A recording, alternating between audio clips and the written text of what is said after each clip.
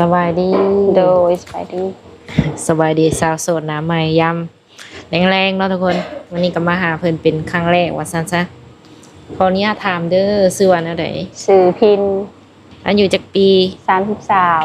33 ผ่านมาเคยสั่งครอบครัวบ่โดยสั่งมาแล้วจักเทื่อเทื่อหนึ่งเป็นแม่ห้างหรือว่าแม่ไม้ไม่ห้างมีลูกบ่มีลูกคนหนึ่งโอ้ยิงหรือชายผู้ชายตอนนี้จะขวบมันก็ได้ปี1กับ5เดือนยังน้อยอยู่เนาะโดยเพิ่นอยู่น้ำไผสัปัจจุบันอยู่น้ำเมอยู่น้ำไม่เฒ่าอ๋อแม่เฒ่าเป็นคนเลี้ยงโดยเวลาเฮามาเฮ็ดเวียกโดยแม่อ๋อคือค่าใช้จ่ายนี่พอเพิ่นก็ส่งบ่แต่เพิ่นยังน้อยก็ส่งอยู่แต่ตอนนี้ก็บ่ได้ส่งแล้วก็เพิ่นก็ยังบ่ทันใหญ่ปานใดเด้เนาะ5กับปีปลายเนาะบ่ได้มีข้อตกลงแบบว่าเพิ่นเลี้ยงดูฮอดเท่านั้นเท่านี้บ่แล้วแต่เพิ่นอยากซอยเนาะโดยแม่หักลักๆนี่มันขึ้นนำเจ้าลูกฮะอ๋อเพิ่นบ่ได้อยากเอาลูกไปเลี้ยงบ่พอเพิ่นบ่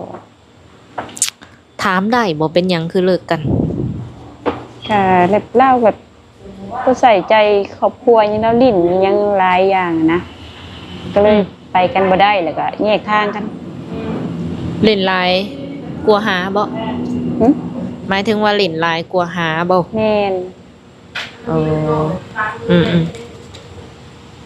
โดยและที่เฮาก็ได้มีการแบบว่าบอกเพิ่นให้เพิ่นเปลี่ยนเพิ่นแปลงอยู่บ่หรือว่าแนวใดบอกเคยบอกแต่เรากับคือเก่าอ่ะนะเป็นคือเก่าหมายถึงเล่นคือเก่าเราก็ยังลิ้นยังกินคือเก่าแล้วก็เราเลยตัดสินใจแยกทางกันลิ้นนี่กินเหล้ากินเบียร์นี่บ่รู้ว่าเล่นผู้สาวแม่นกินเหล้ากินเบียร์ไปแบบนี้นะต่างชั้นยังบ่สนใจนำครอบครัวเพิ่นมีหน้าที่การงานบ่บ่ได้แบบว่าบ่ได้มีหน้าที่การงานแต่ว่ามักเล่นมักเที่ยวโดยนี่เงินคำกำแก้วนี่แม่นเพิ่นหาเองแล้วเล่นเองจังซี่บ่เพิ่นหามาเพิ่นก็ลิ้นกินเบิดตรงนี้บ่ให้ลูกให้เมียโดยแม่ประมาณจักปีอาศัยแบบอยู่กินนำกันประมาณ4 ปีอยู่ร่วมกันและที่นี่คือทางเจ้าเองก็ตักเตือนอีหยังเพิ่นไปหลายเทื่อโดยแม่เพิ่นบ่ฟังแล้วก็แยกโดยเพิ่นก็ยอมบ่เฮาขอแยกขอหยังก็ยอมบ่ได้ยื้อบ่ได้ลังติตอนนั้นนี่เจ้าคิดหยังอยู่ตอนที่ว่าสิแยกออกมานี่คิดหยังอยู่ตอนนั้นในหัวเฮาอยากไปให้มันวิทย์หรือว่าแบบอยากให้มันวิทย์เบื่อนะเฮาก็พยายามอดมาหลายเทื่อแล้วให้โอกาสหลายครั้งหลายทีแล้วแต่เขาก็ยังบ่เปลี่ยนนะยังลิ้นกินคือเก่าเลิกกันนี่ได้จักปีแล้วเลิกกันได้4ก็ได้2 ปีละผ่านมา2 ปีก็มีแบบว่าผู้บ่าวเข้ามาจีบเฮาอยู่บ่บ่มีเฮ็ดหยังระยะ2 ปีไปเฮ็ดเวียกเฮ็ดงานอยู่ไสบ่ได้ไปเฮ็ดเวียกหยังเอาลูกคือ2 ปีแล้วลูกได้ปีปลายแม่นบ่แบบงงเลิกกัน2 ปีเลิกกันน่ะ2 ปีตอนเลิกกันไปหาเฮาก็ถือผ้าแล้วตอนนั้นนั่นแหละมันก็เลยว่าอยากงงถือผ้าได้3 เดือนแล้วก็เลิกกันนี่นะเพิ่นบ่ได้ฮู้บ่ซะว่าท้องเฮาหยังก็ฮู้หากแต่ว่าทางเจ้าแม่นเฮาก็แบบว่าได้ก็เลิกกันนะลูกผู้เดียวคือสิเลี้ยงได้แบบนี้ตอนนั้นนะโดยคิดในใจแล้วก็เลยว่าเลิกลากันไปลูกคนแรกเนาะทุกคนโดยแม่น่ะลูกคนแรกว่าซั่นซะในที่นี่ก็จนเท่าคลอดลูกแล้วมาเฮ็ดงานเนาะนี่เฮ็ดงานนี่เริ่มเฮ็ดงานแต่จักเดือนหาจักเดือนแล้วเฮ็ดงานน่ะมาเฮามาเฮ็ดงานเพิ่นน่ะมาก็ได้3 มื้อนี้ตั้งแต่มีลูกนี่หาก็เริ่มเฮ็ดงานโดยแม่น่ะผ่านมาไผเลี้ยงลูกซอยซะกับพ่อแม่ทรงยืน น้องนั่นแหละน้องแล้วก็พ่อแม่ล่ะ โดย เฮาก็เฮ็ดพักเฮ็ดหยังขายพักไปเลย อืม บ่ได้เลี้ยงลูก อืมแล้วมื้อนี้นี่ออกมาเปิดใจเนาะ โดย มีสเปคอยู่บ่มักผู้ชายแบบใด ผู้ชายแบบว่าแบบแนวใดก็ได้นะเพราะแต่มักหักเฮาแท้แล้วก็หักแพงลูกเฮา อืมหน้าตาบ่เกี่ยวบ่ โดย โดย อายุประมาณเท่าใดคิดว่าอยากคุยนำ ประมาณ60ก็ได้ จักปีขึ้นไปก็ ประมาณ60ก็ได้ 60ลงมา 60ขึ้นไปก็ได้ โอ้คืออยากเอาใหญ่แท้ เอาเฮาก็อายุเฮาก็หลายแล้ว ถ้าจักลงแบบผู้อายุน้อยก็เฮาก็คือสิเป็นไปบ่ได้นะยันเขาบ่ สน เตอเอา60ขึ้นไปพุ่น โดย ผู้บ่าว50 40บ่มีสิทธิ์บ่ซะ ก็ได้อยู่ เอาใหญ่ๆไว้ก่อนเนาะ โดยแม่น น้อยๆนี่บ่มักแล้ว ยันเขาบ่มักเฮา ยันเขาติเขายังสิบ่ โดยแม่น อืมมักผู้บ่าวทางใดในใจ ตั้งใดก็ได้ ลาวไทยก็คุยได้เบิดบ่ โดยแม่นล่ะ และเรื่องการสื่อสารเท่านี้ได้บ่ซะ โดย ภาษาลาวภาษาไทยได้เบิดเลย ได้เบิด อืมต่างประเทศก็ได้อีก เฮาเรียนจบสั้นได้ เรียนฮอดม.2 แล้วก็ออก หักบ่ได้ใบประกาศแต่ว่าก็อ่านออกเขียนได้อยู่เนาะ โดย เรียนจบมาแล้วเอาผัวเลยจังซี่ บ่เรียนจบมาก็ไปหาเฮ็ดเวียกตะกี้ อืมมีความหักครั้งแรกแต่ว่าบ่สมหวัง ที่นี่เปิดใจนี่กะว่าสิเบิ่งดนบ่จังเอามาเป็นสามี ก็เบิ่งกันไปก่อนประมาณเดือนหนึง2เดือนกัน สำนั้นก็โอเคแล้วแมันบอก โดย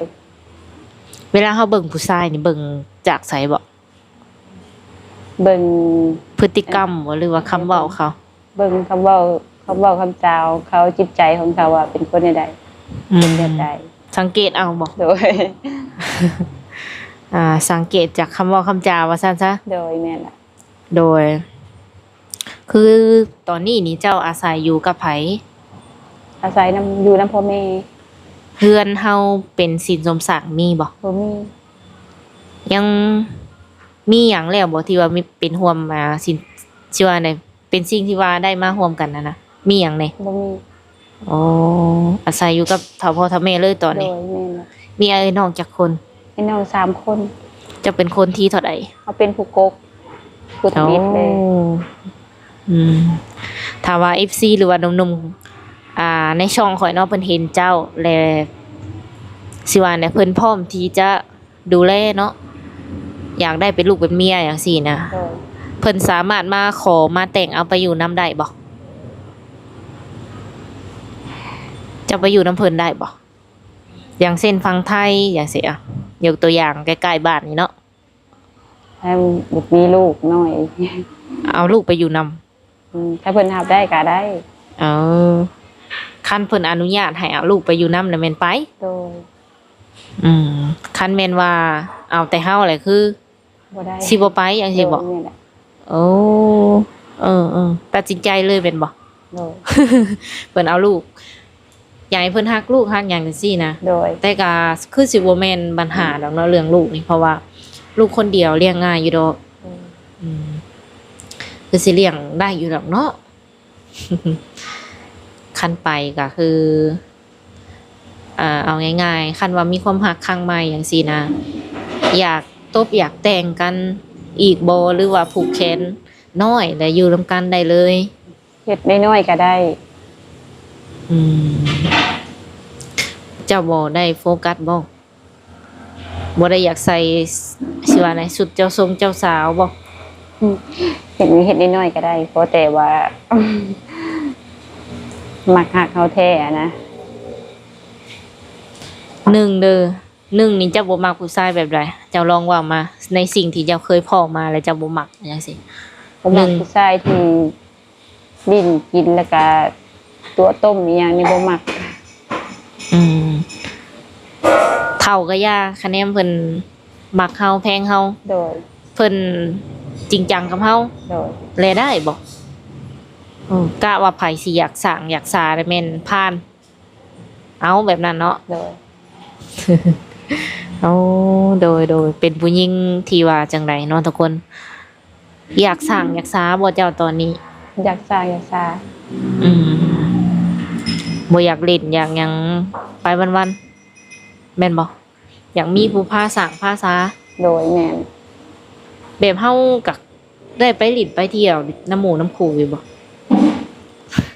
เฮ็ดได้ใช้ชีวิตประจำวันนอกจากเลี้ยงลูกแล้วเฮ็ดหยังก็ ก็บ่ได้ไปใส่เอาลูกอยู่เฮือนนั่นนะ ตอนเอาลูกหั่นน่ะคำมาแล้วนอน โดย ต้อง มาเฮ็ดงานนี่เมื่อแล้วก็เอาลูก เปลี่ยนแม่เพิ่นเด้ เออในใจอยากไปลิ้นอยู่บ่ อยากไปอยู่ แต่ แต่อีกอย่างกันถ้าไปลิ้นไปเที่ยวจักสิเอาเงินมาแต่ไส อืมมีแต่นำเนาะ มีให้ลูกกินแล้วก็ดีใจแล้วเฮาผู้เป็นแม่ หลักๆนี่ลูกมาก่อน โดย เพิ่นกินนมผงบ่ กินนมผง เออตั้งแต่เกิดเลย แม่น เออกินนมผงปีนี้เดี๋ยวนี้ปีปลายหาก็กินแต่นมหรือว่าข้าวกล่องก็กินละบ่ ข้าวก็กินแล้ว ข้าวกล่องบ่ โดย แพมเพิร์สนี่ก็ต้องซื้อบ่ แม่น อืมก็มีแพมเพิร์สมีข้าวมีนมเนาะ โดย ขนมก็กินบ่ กิน ปี ข ปลาย นมก็กิน กินเป็นแล้ว ปีปลายกินขนมเป็น เออตอนนี้เพิ่นอยู่ในขันใดย่างได้หรือ อ ว่า ย่างแล้วแลนล่ะ โอ้ปีปลายแล่นแล้วเก่งเนาะ โอ้ยปี5 เดือนแล้วมันก็แลนละ เออ เพิ่นย่างตั้งแต่ได้ปีหนึงพุ่น ลูกกะติดเฮาอยู่บ่ ติด เออและเรื่องพ่อแม่เนาะครอบครัวเพิ่นซ่านเฮาคันว่าเฮาสิสร้างครอบครัวใหม่ เพิ่นว่าแนวใด เพิ่นก็บ่ได้ว่าใดๆแล้วแต่ลูก เพิ่นบ่ได้แบบห้ามบ่ บ่ แล้วแต่ว่าเจ้าเลือกเองบ่ โดยแม่ เออหักกับปรึกษากับเพิ่นอยู่บ่ว่าเฮาแบบ จะหาคู่หาคิงใหม่จังซี่ ก็เคยปรึกษากับเพิ่นอยู่ อืมแล้วเพิ่นก็ว่า เพิ่นก็แล้วแต่ลูก แล้วแต่อยากสิได้ภาษาบ้านเฮาบ่ โดยแม่ตามใจลูก เออบ่มักผู้ชายลิ้นกินแบบผู้ชายที่ว่าเป็นพ่อห้างพ่อหมายจังซี่ก็รับได้บ่ ได้ มีลูกติดคือกันก็ได้บ่ โดย อืมพ่อห้างพ่อหมายรับได้เบิดเนาะ โดย อืม ตัวเลยที่นี่ท่านคันว่าเพิ่นเห็นเจ้าแล้วเพิ่นอยากมาเบิ่งตัวจริงจังซี่นะ โดยก็มาได้ มาหาอยู่ไส มาหาอยู่ห้านเลยก็ได้ เออ เพราะว่าไม่เฮ็ดเวียกอยู่ห้าน เออห้านที่เฮามาขายนี่เป็นแบบว่าอาหารตามสั่งบ่หรือว่ามีเหล้ามีเบียร์นำ ขายเฟอ อาหารการกิน มีเฟอมีข้าวผัดมีน้ำ โอ้มาลินอยู่ห้านรูปนั่นบ่เนาะ โดย มันมาลองชิมเบิ่งเฟออยู่ห้านเลย ก็เฮ็ดเวียกไปพร้อมเนาะ โดย ก็ลมพร้อมว่าซั่นซะ โดย คันเพิ่นอยากชวนเจ้าไปลินนำเด้ไปได้บ่ ใช่ นัดเจออยู่มุกดาหารได้บ่ แต่ถ้าไปโดนก็คือบ่ได้คือมาเฮ็ดเวียกอะนะ บ่ได้มีมือผักบ่เวียกหยัง เดือนหนึงมีอยู่2 มื้อ2 มื้อพัก ก็ยังดีอยู่เนาะก็ยังมีมือผักเนาะ โดย ก็คือว่าไปพบไปพ้อกันได้ โดย เจ้าเคยไปไทยอยู่บ่ซะ บ่ ตั้งแต่เป็นสาวจนฮอดเดี๋ยวนี้บ่ได้ไป บ่เคยไปมีแต่เฮ็ดเวียกอยู่ลาว โอ้ตอนเป็นสาวมักดินบ่ บ่มันจะเป็นสาวก็บ่ได้ไปดินไปหยัง คันว่าผู้บ่าวอยากทักหาได้ซะมีช่องทางติดต่อให้เพิ่นบ่ ทักมาได้ทาง LINE เฮามี LINE อยู่ มีไลน์ โดย ตั้งแล้วบ่ตอนนี้ โดยได้ วางตอบเพิ่นช่วงใด ก็ตอนแดงๆประมาณ 6-7 โมง1 ทุ่ม 2 ทุ่มนะเว้างั้นก็ คันช่วงเช้าอย่างซี่นะช่วงเช้าช่วงเที่ยงอย่างซี่โทรบ่ได้บ่ คุยกันบ่ได้แค่ว่าเสร็จแม่ยังตอบได้อยู่ เพราะว่าเฮามาเฮ็ดเวียกอะนะยันแบบแทนจะว่าจะร่วมโทรศัพท์ก็เกรงใจหัวหน้าเพิ่นเฮาเป็นลูกน้องเขา สิลมหลายมันบ่คือเนาะ โดย เออประมาณนั้นแหละทักมาหลินมาหยังเพิ่นมาโอมาลมได้เนาะ โดย ข้อมูลของเพิ่นก็สามารถถามเพิ่นเพิ่มเติมได้เนาะ โดย มีแต่ว่าทางเฮาก็สิโอลมกับเพิ่นประมาณนี้หรือว่าสุดท้ายนี่เจ้ามีหยังอยากฝากถึงผู้บ่าวที่ว่าสิเข้ามาลมกับเจ้าบ่ อันภาคถึงอันผู้บ่าวผู้ห่างผู้ใหม่หยังก็ได้ ที่สิเข้ามาลมหับได้บ่ มาเป็นแม่ห่างลูกติด ถ้าให้หับได้ก็ติดต่อมาได้ทาง LINE เว้อ เออเพิ่นร้อยได้เนาะทุกคนเลยถือว่าอยากได้อีหลีเนาะ โดย บ่ได้อยากคุยเล่นๆแล้วตอนนี้ โดย อ๋อคันพ่อปึ๊บก็สิปิดใจเลยบ่ โดย เออถูกใจหนุ่มๆแบบนี้เนาะ เป็นผู้หญิงที่ว่าหลายคนตามหาอยากสร้างครอบสร้างครัว มีแต่ว่ามีแต่ว่าทางเฮาก็สิได้โอลมกับเพิ่นประมาณนี้ก่อนมื้อหน้ามื้อหน้าจังว่ากันใหม่เนาะ โดย โดยสบายดี โ